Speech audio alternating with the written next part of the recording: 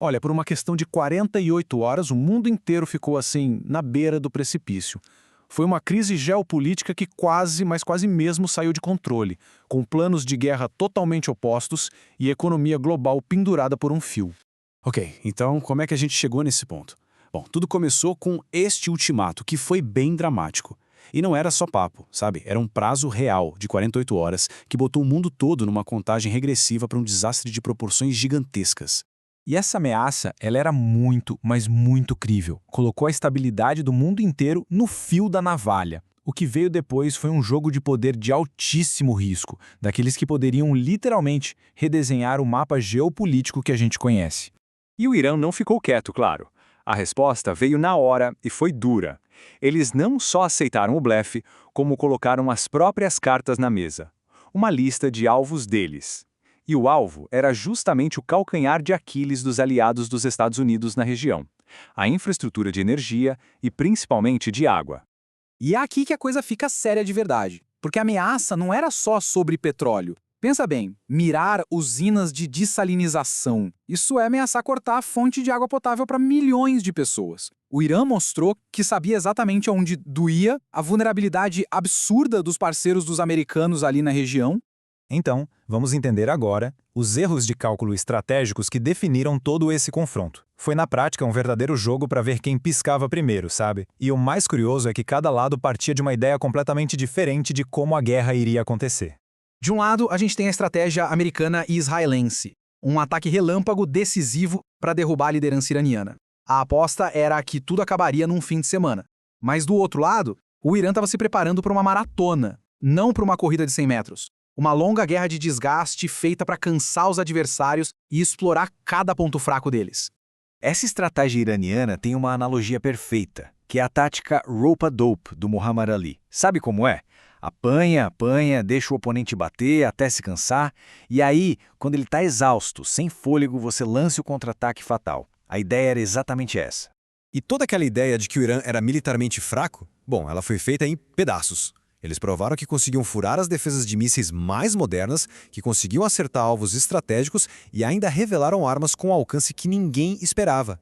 Resumindo, ficou claro que os Estados Unidos e Israel subestimaram e muito o adversário. Beleza, mas o ponto central aqui é que isso não era só uma briga militar. De jeito nenhum. O impacto foi um choque imediato e brutal na economia do planeta inteiro. E tudo por causa de um único ponto de estrangulamento. E esse ponto é o Estreito de Hormuz. O que é fascinante de ver aqui é o porquê dele ser tão, mas tão crítico. Pensa numa artéria principal do corpo humano. É isso que ele é para a economia mundial, para o suprimento de energia e até de alimentos. Se o fluxo parar ali, o mundo inteiro sente o baque. E o baque veio rápido, principalmente no bolso das pessoas. A dor foi sentida direto na bomba de gasolina, um aumento de 25% em menos de um mês. De repente, uma crise lá do outro lado do mundo virou um problemão político dentro de casa para a administração Trump, porque pegou em cheio no eleitorado. Mas olha, por trás desse pânico com o preço da gasolina, tinha um medo muito maior nos bastidores. O pânico de verdade não era o petróleo, e sim a possibilidade de um colapso no mercado de títulos dos Estados Unidos. Isso sim, isso poderia derrubar todo o sistema financeiro americano. Foi esse medo que forçou todo mundo a pisar no freio e repensar a estratégia. E aqui a gente vê a inteligência da contra-jogada econômica do Irã. Em vez de fechar o estreito e pronto, eles fizeram algo mais esperto. Transformaram o lugar numa espécie de rodovia com pedágio. Com isso, eles criaram uma alavanca para fugir do dólar, para gerar receita e, no fim das contas, para ditar as regras do jogo. Ok, vamos mudar o foco agora para as consequências geopolíticas. Porque esse conflito não ficou contido ali. Ele mandou ondas de choque que abalaram alianças antigas, redesenharam o mapa de poder e abriram rachaduras bem profundas. De forma bem direta, a crise foi descrita como o último prego no caixão da Aliança Atlântica. Foi um baque forte, expôs fraturas enormes dentro da OTAN. Os aliados europeus passaram a ver os Estados Unidos como um parceiro, digamos, imprevisível, pouco confiável. Alguns chegaram a usar palavras como insano para descrever as ações americanas. E aqui a gente vê um resumo de como o mundo se dividiu. A Europa desconfiada, os países do Golfo se sentindo vulneráveis e começando a olhar para a China como alternativa. E, do outro lado, Rússia e China dando apoio direto para o Irã. O resultado? Um isolamento cada vez maior dos Estados Unidos. Essa frase resume perfeitamente o beco sem saída dos aliados árabes. Eles ficaram entre a cruz e a espada. Não podiam apoiar Israel abertamente, mas também não podiam bancar uma guerra contra o Irã. E o pior, perceberam que aquela garantia de segurança americana que durou décadas simplesmente evaporou. Isso forçou todo mundo a repensar a estratégia do zero. Bom, com os riscos militares e econômicos nas alturas, era óbvio que o mundo todo começou a procurar uma saída, uma porta de emergência. O grande problema, as condições para a paz que cada lado impunha pareciam impossíveis de conciliar. E aqui fica claríssimo por que era tão difícil encontrar uma solução. Os Estados Unidos queriam uma coisa: a capitulação total do Irã. Já o Irã exigia outra, a retirada total dos Estados Unidos da região. Não tinha meio termo, sabe? Eram duas demandas que se anulavam completamente.